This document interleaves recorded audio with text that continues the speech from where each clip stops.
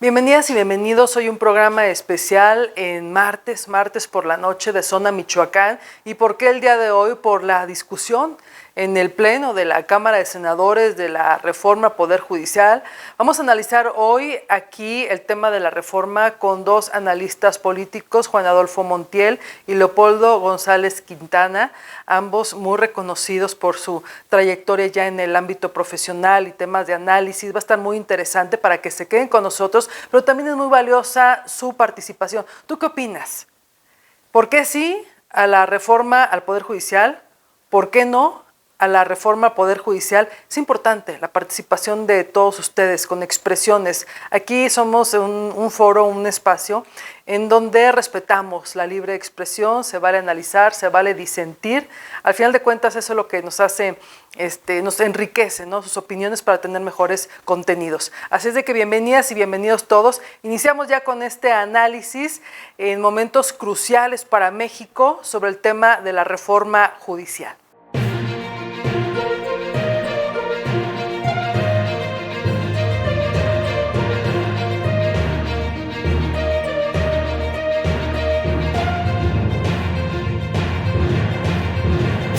Y se encuentra con nosotros en esta mesa de análisis Juan Adolfo Montiel, analista político. Juan Adolfo, muchísimas gracias por acompañarnos en Zona Michoacán. Y yo decía, con un tema crucial para la vida política, pública, social de México, lo que se está discutiendo en el Senado, que ya tiene rato de este tema muy complejo, lo que es la reforma al Poder Judicial. Desde tu perspectiva, ¿cómo ves este tema, Juan Adolfo?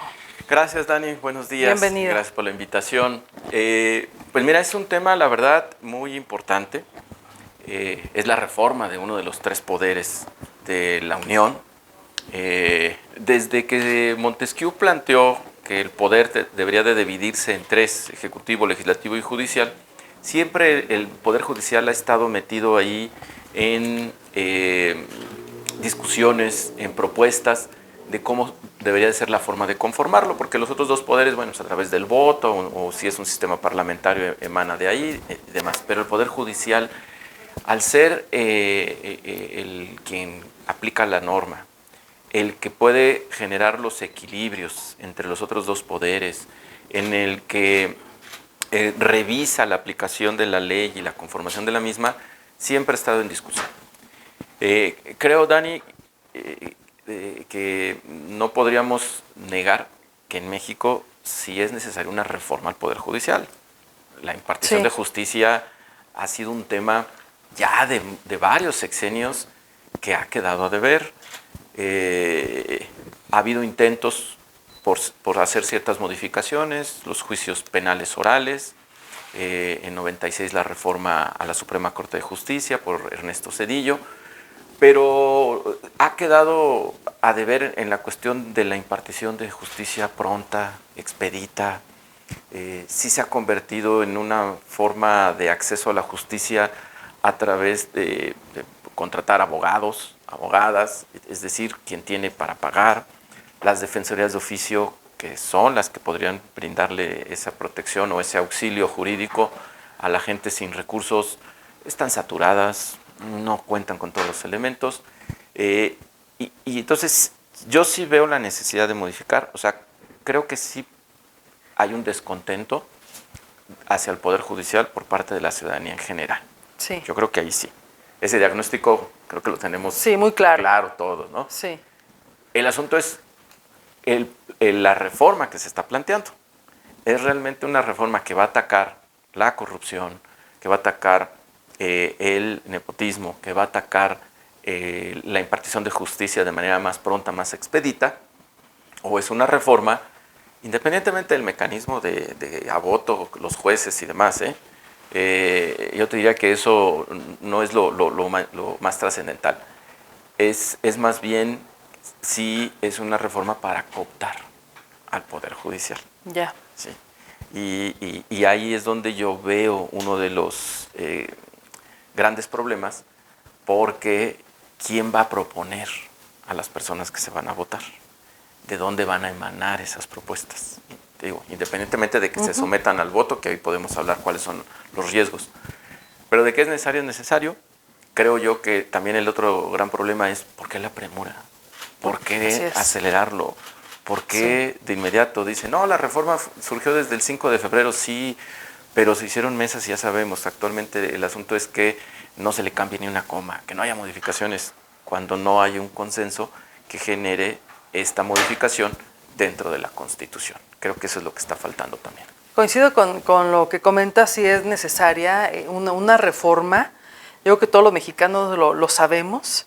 Es urgente, de hecho, pero aquí son las condiciones en las que actualmente se pretende hacer esta reforma, en cómo se pretende hacer con esta premura, y lo han comentado ya, incluso, bueno, el mismo presidente, que la quiere como un regalo antes de despedirse, ¿verdad? Pero bueno, ya se encuentra también aquí con nosotros y le damos la bienvenida a nuestro amigo, además también y analista político, Leopoldo González Quintana, que se integra a esta mesa de análisis de la reforma al Poder Judicial. Leopoldo, bienvenido, ¿cómo estás? Bien, muchas gracias, Daniela. Qué gusto compartir aquí la palabra con Juan Adolfo. Y bueno, pues el tema está muy candente, ¿no? Está muy candente, sí. Nos estamos quemando todo sí, por saber lo que va a pasar. ¿Por qué sí o por qué no a la reforma, Leopoldo? ¿Por qué sí o por qué no? En cuanto a los síes, no veo ninguno. La reforma es regresiva. La reforma judicial que propone Morena me parece que plantea un retroceso de bastantes años en la vida histórica y en la vida constitucional del país. No le encuentro ninguna cosa positiva a la propuesta de reforma. ¿Por qué no? Los no son demasiados, son confederación. Por ejemplo, el régimen constitucional tutela los derechos humanos de todos los mexicanos. Con esta reforma no va a tutelar los derechos humanos de nadie, porque se habla de una cosa muy abstracta, se habla del pueblo. El pueblo es una abstracción. La Constitución no protege abstracciones. La Constitución protege ciudadanos y personas concretas. Entonces, desde el punto de vista de los derechos humanos, es una regresión y una restricción. Realmente lo que veo es que se avanza con esta propuesta de reforma constitucional, se avanza hacia la impartición de una justicia clientelar, hacia la impartición de una justicia partidista, hacia la impartición de una justicia hacia los favoritos del régimen. En esas condiciones, el resto del pueblo de México quedaría, me parece, indefenso desde el punto de vista constitucional y quedaría en la orfandad respecto de las tutelas que debe garantizar el Estado para cada ciudadano y para cada persona. Así que no es de aprobarse esta reforma judicial, excepto por quienes a pie juntillas y fanáticamente creen en ella. Hay muchos riesgos, de acuerdo también a comentarios y análisis que se han hecho, hay muchos riesgos de aprobarse como va en este momento la reforma judicial. Se habla de los riesgos, Juan Adolfo, de esta elección de los jueces y magistrados, porque ¿quién elegiría a los jueces y magistrados? ¿Quiénes se van a anotar en la lista? Es decir, ¿yo me puedo anotar en la lista? ¿Yo puedo competir para ser juez nada más por tener una carrera, por tener buenas calificaciones, un posgrado? ¿Aquí cualquiera aplicaríamos? Bueno, el planteamiento que hace en la reforma justo parte del diagnóstico de que es una clase cerrada, casi familiar. Entre familiares ahí están magistrados, jueces, juezas, en fin. Y la respuesta en la reforma es, pues hay que aperturar. Y que hay que aperturar, pero de una manera completamente, me parece, sin controles. Plantea que no se necesita título de licenciado en Derecho, sino con que te hayas cursado las materias, pero además, si reprobaste alguna materia que no tiene que ver con impartición de justicia y la reprobaste, pues no importa, con que las demás las hayas acreditado con 8, con eso eres posible de anotarte. Es decir, se baja ahí la calidad con tal de aperturar, diciendo que con eso cualquier persona puede ir a registrarse y puede ser postulado o postulada. Creo que no está acorde una cosa con otra. Segundo, dices, bueno, ok, voy y me inscribo, pero las propuestas para que sean sometidas a votación se generan de cada uno de los poderes. El Poder Ejecutivo va a proponer. ¿A quiénes va a proponer? ¿cuál va a ser su criterio de selección? ¿O va a ser Exacto. discrecional completamente? Decía hace unos días la presidenta electa, es que con esta reforma yo estoy renunciando a la posibilidad de proponer a quienes van a generar vacancias y con esto ya no los voy a proponer. No, sí los va a proponer. O sea, sí va a proponer un listado de los cuales pues, se van a someter a votación. El Congreso va a proponer otro listado. ¿Quién va a proponer? Pues la mayoría. Es decir, el Poder Ejecutivo y el Poder Legislativo, que son del mismo partido político mayoritario, dominante, pues van a llevar ahí dos grupos de propuestas. Y el tercero propone las propuestas del Poder Judicial. Ya ahí pudiéramos pensar que a lo mejor ahí van a tener todo un criterio de selección. Y luego, además de proponerlos, luego viene someterlos a votación, con los riesgos que eso conlleva la votación en estos momentos en México, en donde de por sí en un sistema de elecciones con partidos políticos registrados, con controles de fiscalización, con controles de requisitos, con controles de medios de comunicación, tenemos problemas en la calidad de nuestra elección, en la equidad. Pues pensemos en una elección de juzgadores tan abierta, en la que el financiamiento podrá provenir de cualquier parte, podrá haber apoyos pues, de diversos grupos, criminales y no criminales, De todo. de todos. Claro. A ver, yo he escuchado en los medios hablan mucho, ¿no? Es que el crimen organizado, pero a ver, ¿y el poder político no estará interesado también en un momento dado? Es decir, yo quiero llevar a mis jueces, Claro. yo quiero llevar a mis magistrados, magistradas, para que una vez que lleguen ahí empiecen a ver por mis intereses. Y hay maneras, hay formas de que esto podría generarse. Claro. O sea, ese riesgo de someterlo a elección me parece que más que ayudar, que para que sean electos por el pueblo, los va a someter a presiones. Claro. Y pueden generarse ahí que lleguen personas pues afines a ciertos grupos. Y entonces, esta idea que están vendiendo a los hijos del pueblo, en este caso, en este supuesto que me estoy poniendo, si yo quisiera ser juez como una hija del pueblo, que no tiene ningún tipo de reconocimiento del poder, más que quizás simpatía de algunos ciudadanos y que pudiera votar por mí, entonces están vendiendo una idea equivocada, porque a esa gente, esos chicos esos chavos de las universidades que ya creen que con esta reforma se van a anotar y van a ser jueces, pues están equivocadísimos, porque en qué momento están aperturando para que todos los jóvenes que van saliendo de universidades quieren ser jueces. Yo no lo veo como que en la propuesta de ley, no lo veo, Leopoldo. Es una idea tramposa, me parece a mí, esto de decir que hay que impartir justicia para el pueblo. Volvemos a la impugnación que yo hago de esa abstracción llamada pueblo. Porque los jueces, los magistrados, los ministros, no necesariamente están obligados a impartir justicia para el pueblo. El pueblo es una abstracción, es una viscosidad, es algo indefinible. Definible desde el punto de vista lingüístico, indefinible desde el punto de vista de su cuerpo. Me parece que los jueces, los magistrados y los ministros son, digamos, integrantes de un poder de la República. Y ese poder de la República, que es el poder judicial, es un poder democrático y republicano. He escuchado por ahí la sandez o la barbaridad en los últimos días, sobre todo incluso de esta señora que mencionaban, de que hay que democratizar al Poder Judicial. No, al Poder Judicial no hay que democratizarlo, porque los integrantes del Poder Judicial no son diputados locales, ni regidores, ni síndicos, ni presidentes municipales, ni diputados federales, ni senadores. Su nombramiento y su estatus no es político, su nombramiento y su estatus es judicial, y su labor fundamental es hacer que la ley esté por encima de los intereses políticos. Su labor fundamental es garantizar que la ley sea el árbitro supremo del libre juego de los intereses políticos y regulador de los intereses sociales, dispersos y confrontados.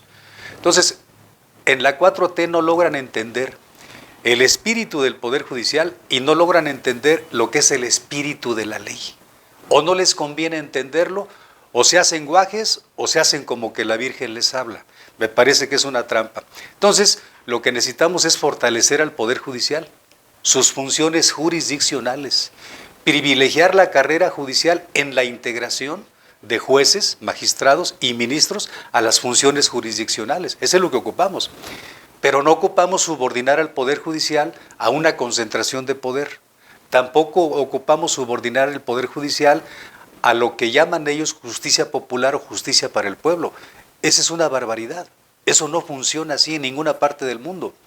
Escuchaba yo en la mañana a este señor Arturo Saldívar Lelo de la REA decir que de lo que se trata es de autentificar al Poder Judicial y de mejorar el desempeño del Poder Judicial.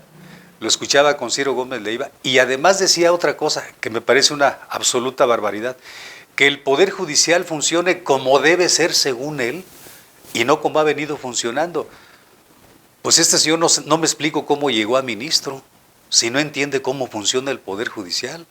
Este señor no entiendo cómo es doctor en Derecho, si no sabe cómo funciona el Poder Judicial y si no sabe cuál es la función fundamental y cardinal de la Suprema Corte. Es el árbitro supremo, es el Tribunal de Control Constitucional. Y si con esta reforma que propone Morena ya no habría control de constitucionalidad. Estaríamos expuestos a la ley de la selva.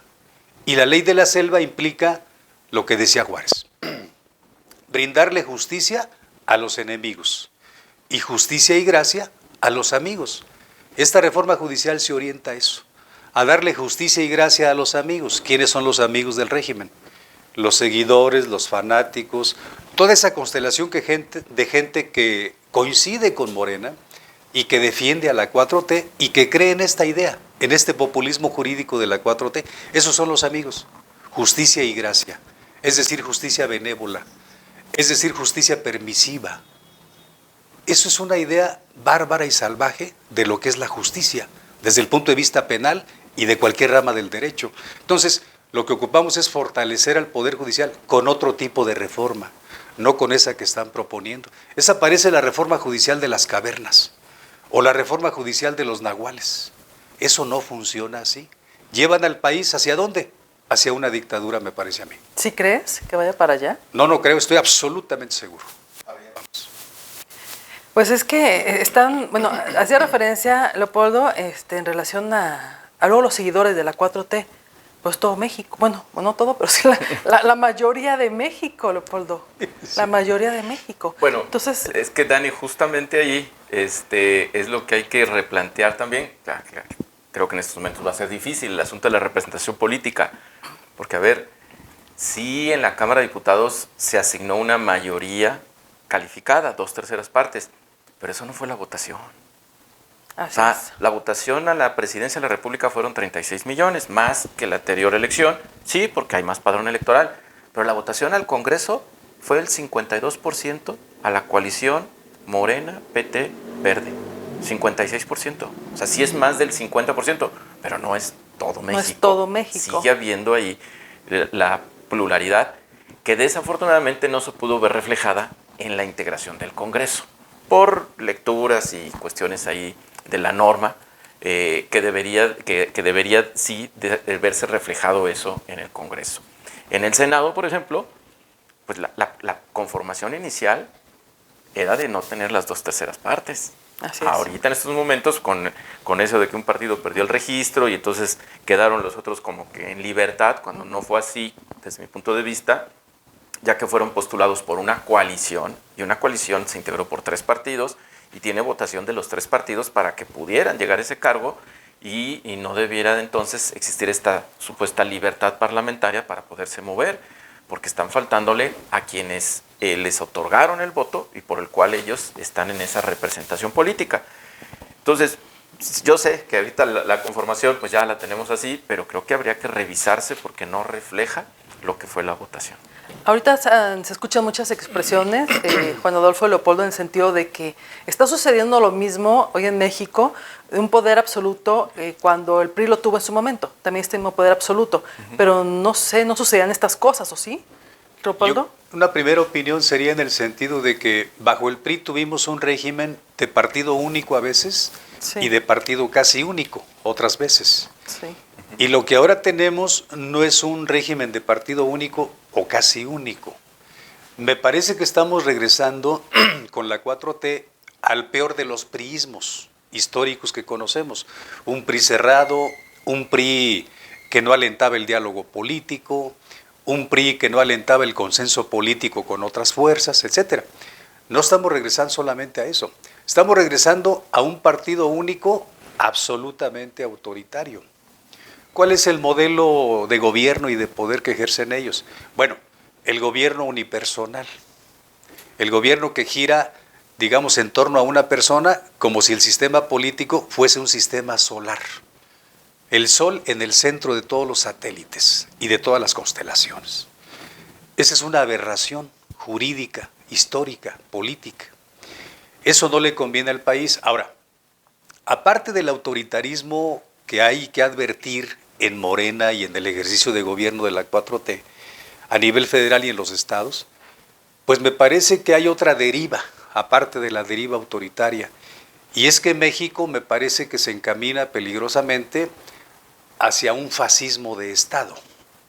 Ese fascismo de Estado, desde luego, se basa o descansa como fundamento en el caudillo iluminado o la caudillo iluminada. Descansa en eso, y además la caudilla iluminada pues no tiene secretarios de Estado, sino empleados que siguen ciegamente sus indicaciones y sus órdenes. No tiene legisladores que le contrapesen los excesos y abusos del Poder Ejecutivo. Tiene empleados en las cámaras, Cámara de Diputados, Cámara de Senadores, y quieren un Poder Judicial absolutamente arrodillado o empinado a la voluntad del caudillo iluminado. Es una anomalía histórica, es una distorsión teórica y desde luego es una aberración política. Eso no va a funcionar. Va a funcionar en la idea de que la 4T deje el poder en 40, 50 o 60 años. Espero equivocarme, porque yo espero que nada más gobierne este sexenio que viene. Pero lamentablemente las señales no indican eso. Las señales indican que si estamos viviendo y vamos a vivir de manera más acentuada un fascismo del poder, un fascismo de Estado, el fascismo no suelta el poder sino por las armas y después de mucho tiempo. Afortunadamente en Italia duró poco tiempo, afortunadamente en Alemania duró poco tiempo el nazifascismo, pero en México seguramente van a superar el fascismo italiano y seguramente van a superar el nazifascismo alemán. 30, 40 o 50 años en el poder. Eso es lo que quiere López Obrador y eso quiere la señora Sheinbaum. Por eso el tema ahora de darle con todo al Poder Judicial. Es que el Poder Judicial es un contrapeso. Sí, lo es. Es una revisión. A ver, y creo que la reforma es producto de un enojo a un poder que no se sometió. ¿Dónde vino el parteaguas? Cuando estuvo de presidente el ministro Saldívar no hubo problema con el Poder Judicial, ¿no? No había problema. Y ahora nos vamos enterando pues que iban a acordar ahí a Palacio Nacional, le indicaban ciertos asuntos y el otro en la trastienda o en lo oscurito, ¿no? Okay. Le atendía esos asuntos que les mandaba, lo cual me parece que no es correcto. Pero cuando viene el cambio de la presidencia, no se inclina la Suprema Corte, la integración, el colegiado, por uno de los afines al presidente. Y termina llegando la ministra Norma Piña.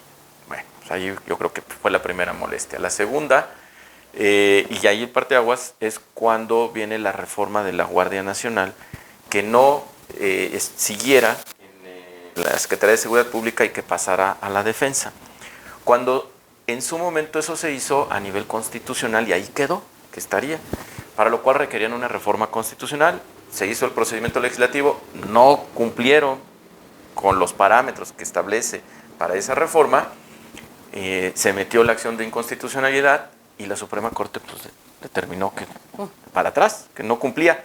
Y ahí vino la molestia, ahí vino el enojo, que porque ese fallo no estaba a favor del pueblo, que porque ese fallo era a favor de los conservadores, y en fin. Y de ahí para acá, pues iniciativa que el presidente enviaba, el Congreso se la pasaba sin cambiarle una coma, faltando a los procedimientos legislativos. Ahí está el famoso plan B del INE, y a través de los recursos que establece la ley, pues se echaban para abajo. porque estaban faltando a la práctica parlamentaria, legislativa, de los procedimientos correctos y adecuados, no de imposición de mayoriteo nada más.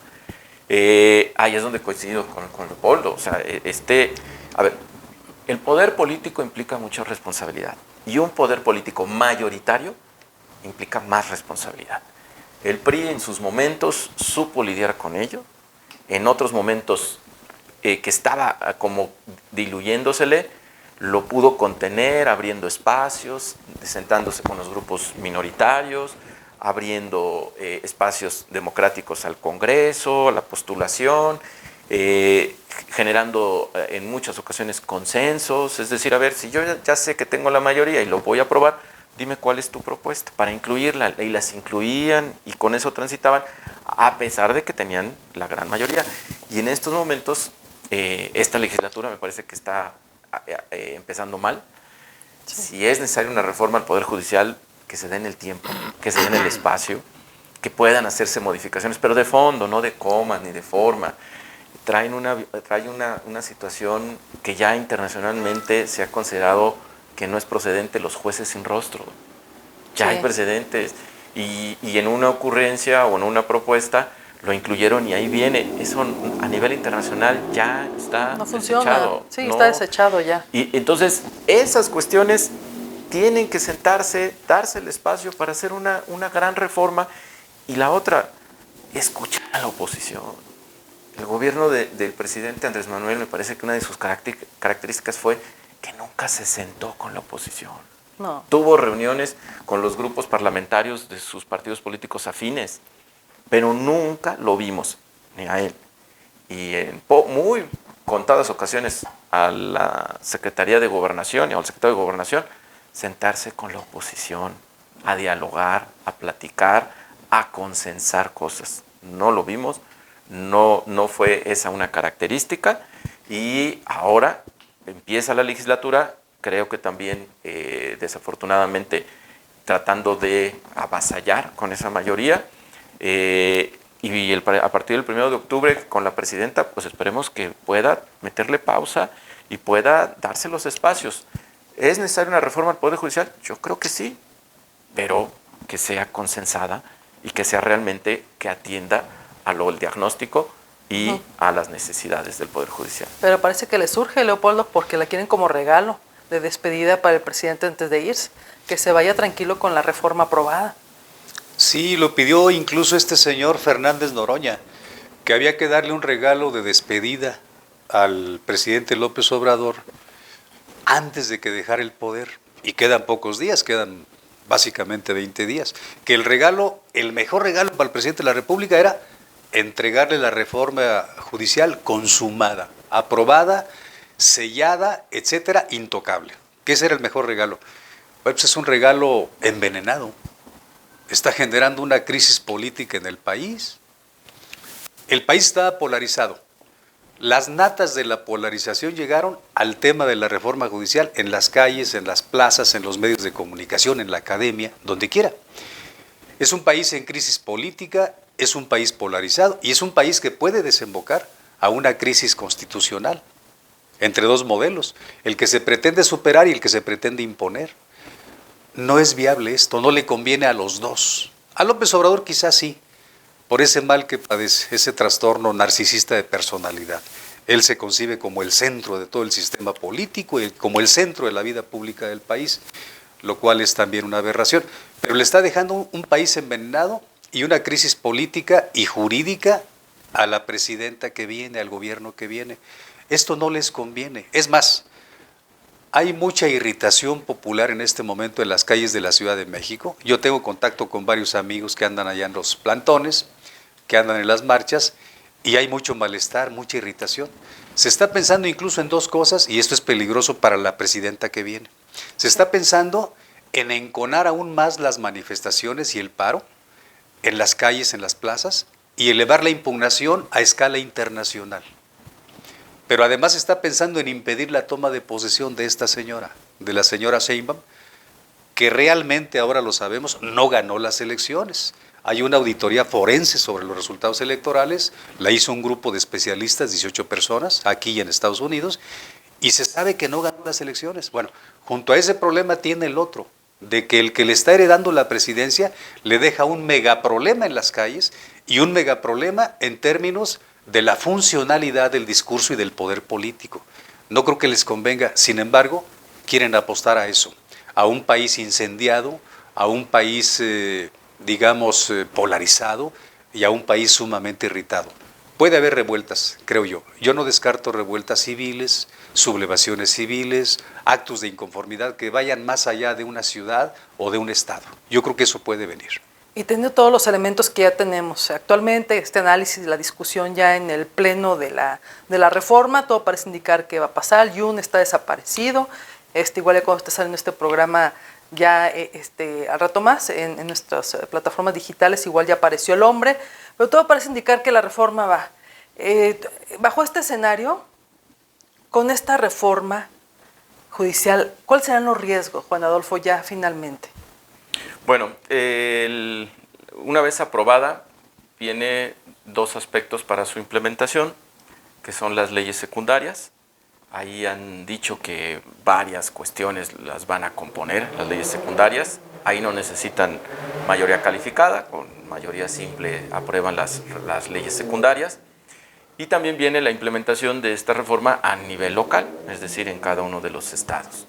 Esto tendrá que realizarse a partir de los siguientes meses y ya será en el mandato de la presidenta, Claudia Sheinbaum, que va a empezar a gobernar a partir del 1 de octubre y más bien es a la que le va a tocar implementar la reforma.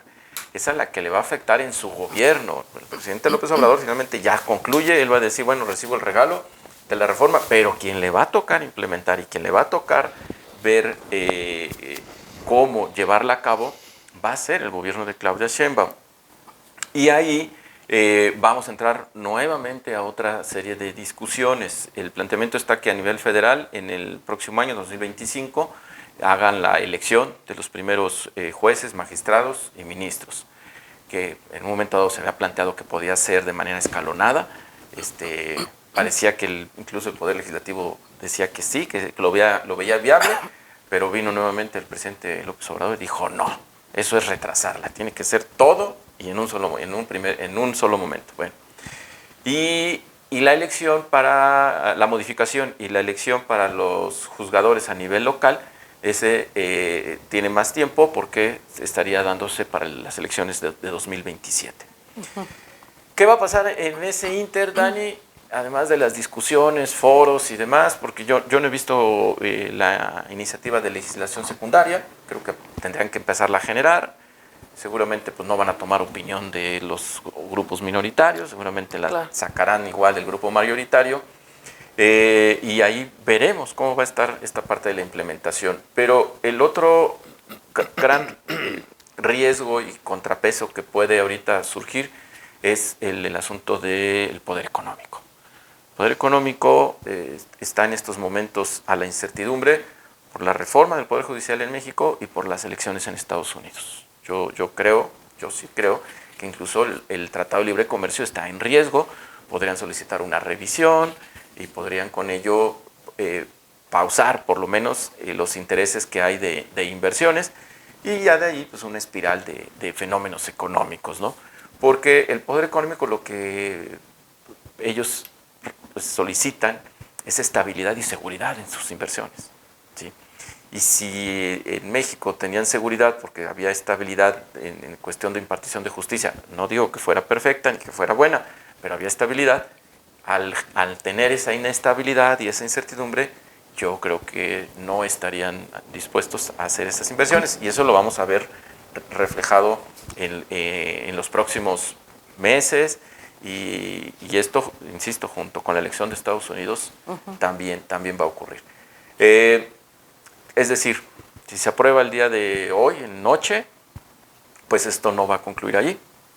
Tampoco quiere decir que en automático ya al día siguiente el Poder Judicial actual ya, adiós, queda anulado. No, va a venir su implementación. Y todavía en ese trayecto pueden venir ahí varias batallas. Varios temas. ¿Cuál es tu punto de vista finalmente, Leopoldo? ¿Qué escenario ves si se aprueba así, cómo va? Si se aprueba la reforma judicial como va,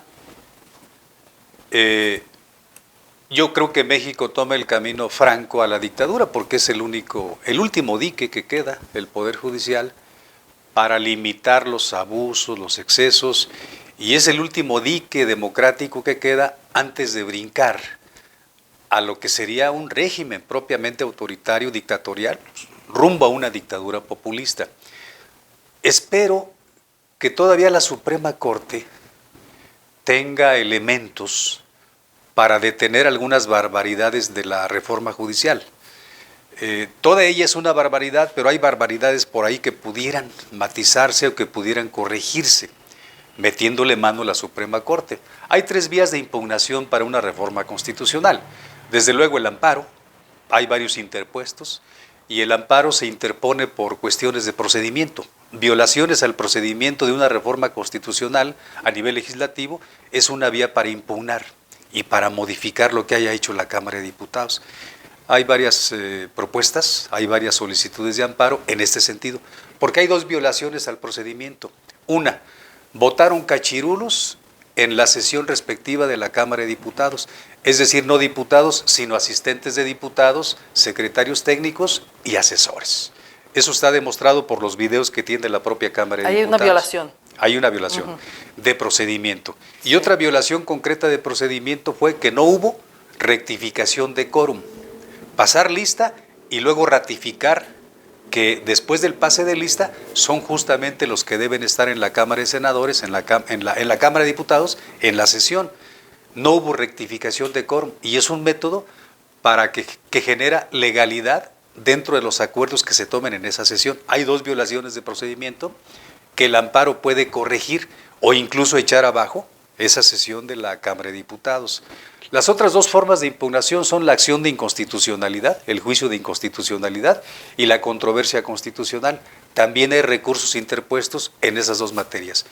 Yo espero que la barbaridad que quieren aprobar los de Morena finalmente no prospere y espero que los recursos que tiene la oposición contra la reforma judicial, si no funcionan en la sesión donde van a tomar la decisión, seguramente hoy, más tarde o mañana, si no funcionan, espero que haya el dique y haya el atrancón de la Suprema Corte de Justicia de la Nación en estas 3 vías, el amparo, el juicio de inconstitucionalidad y la controversia constitucional. Pues bueno, muy interesante, estaremos a la expectativa como todo México. Yo creo que todo México estamos con ese tema. Sí. De hecho, me decía aquí Richie, nuestro productor, que es tendencia en este momento en X, el tema de Yunes, es tendencia, no hay más. Pues bueno, estaremos entonces atentos a lo que suceda. A ambos, muchísimas gracias, Que ahí Rodolfo. no solo se necesita que vote apoyando la reforma, con que no se presente. Claro, ya con eso. Con que no se presente. Exactamente, no con se eso presente. los números darían la votación de mayoría calificada. ¿Cuándo habíamos visto algo así en México? Cuando yo no recuerdo. Pues ¿sí? ahora fíjate que esto No ha recuerdo. generado interés y qué bueno que la gente informarse en la cuestión de la representación política, Sí. del voto y de la integración y de la necesidad de transparentar la decisión, o sea, esta exigencia las y los legisladores de cómo va a ser tu voto y tienes que estar, Claro. me parece buena, me parece muy Sí, buena, sí, es muy para buena. que veamos que sí tenemos que estar sobre las personas que Claro. resultaron electas, ¿no? Y ya nada más por último lo que menciona Leopoldo, habría que ver si el grupo en el poder mayoritario va a aceptar la resolución de un poder judicial al cual se le aprobó una reforma. Si no hay reconocimiento a esas decisiones, entraremos en una crisis Y constitucional. vendría una larga batalla legal. Totalmente. Por el ánimo de la Suprema Corte de detener Sí. inconsecuencias, de detener barbaridades que se andan aprobando en estos días. Creo que el país está en un momento muy inédito. Ujú. Es una crisis política inédita la que estamos viviendo. Es una crisis de polarización inédita. Pero lo peor es que podría desembocar en una crisis social de impugnación del presente régimen y quien lo va a suceder.